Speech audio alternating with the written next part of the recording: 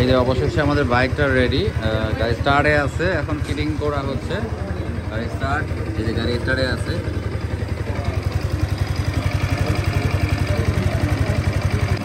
Breaking pad মানতে হবে কারণ সিলিন্ডার নতুন।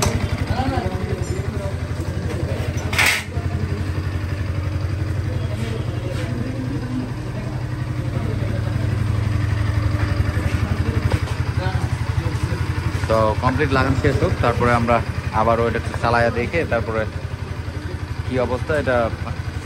কারণ যেহেতু এখন একটা ইঞ্জিন করা, কমপ্লিটলি ইঞ্জিন কাজ করা, এটার যত চলবে ধীরে ধীরে সময় লাগবে।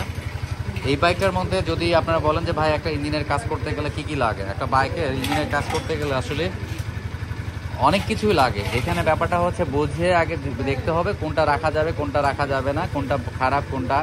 একটা গাড়ি কিলোমিটার হিসেব করে সেইভাবে কাজ করা যায়। এর পিছিয়ে আপনার অনেক টাকাও খরচ করতে, মানে এক কথা হিসেবে আপনি চাইলে যে লাখ টাকাও খরচ করতে পারবেন, আবার চাইলে 50,000 দেওয়া সম্ভব, চাইলে 25,000 দেওয়া সম্ভব, এমনও আছে চাইলে 15,000 দেওয়া সম্ভব। এটা আসলে মানে যেভাবে যেমন দিবেন তেমন মধু, যেমন সেইভাবেই সম্ভব। তো যাই হোক, আমার আজকে এই ভিডিওগুলো দুটা পার্ট হবে, ইউটিউবে চলে যাবে, ফেসবুকে চলে যাবে, দেখতে থাকবেন।